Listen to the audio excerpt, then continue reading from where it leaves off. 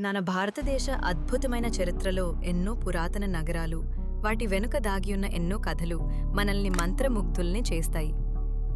ఈరోజు మనం అటువంటి ఒక సుందరమైన సాలుక చారిత్రక పట్టణం గురించి తెలుసుకోబోతున్నాం. ఆంధ్రప్రదేశ్ అన్నమయ్య జిల్లాలో ఉన్న రాజంపేట. పేరులోనే ఏదో తెలియని ఆకర్షణ ఉంది గదు. కేవలం ఒక చిన్న పట్టణం మాత్రమే కాదు, ఇది శతాబ్దాల చరిత్రకు, ఎందరో మహానుభావుల ఆశ్రయానికి నిలయం. ఈ పట్టణం యొక్క సుదీర్ఘ చరిత్రను, దానితో ముడిపడి ఉన్న ముఖ్యమైన వ్యక్తులను మరియు చుట్టుపక్కలున్న అద్భుతమైన ప్రదేశాలను ఈ డాక్యుమెంటరీలో సమగ్రంగా తెలుసుకుందాం.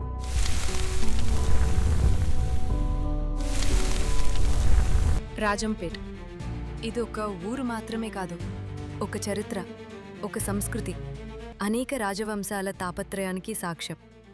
ఈ నేల అనేక రాజుల అడుగుల ప్రతిధ్వనులతో నిండు ఉంది.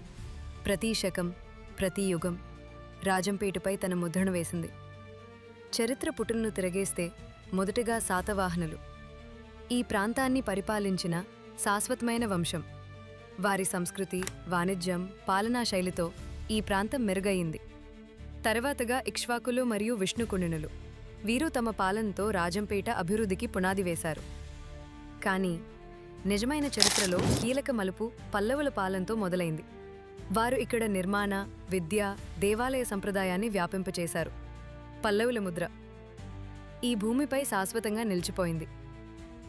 అనంతరం వచ్చిన తెలుగు చోళులు రాజంపేటను మరింత అభివృద్ధి చేశారు. కలిచివేయని సంప్రదాయాలను, కట్టడాల అందాన్ని తీసుకొచ్చారు. ఆపై వచ్చినది విజయనగర సామ్రాజ్యం. ఇది రాజంపేట చరిత్రలో ఒక సువర్ణయుగం. శ్రీకృష్ణదేవరాయల పరిపాలనలో రాజంపేట ఒక ప్రపంచ వాణిజ్య కేంద్రంగా రూపుదిద్దుకుంది.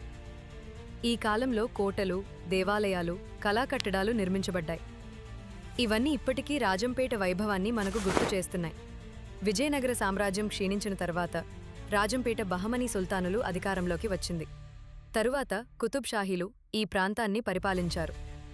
ఈ మార్పులన్నీ రాజంపేట సంస్కృతి, నిర్మాణ శైలిపై కొత్త ప్రభావాన్ని చూపించాయి. ఇస్లామిక్ శిల్పకళ, మేళవింపుతో కూడిన సమైక్య సంస్కృతి రాజంపేటను మరింత వైవిధ్యభరితంగా మార్చాయి.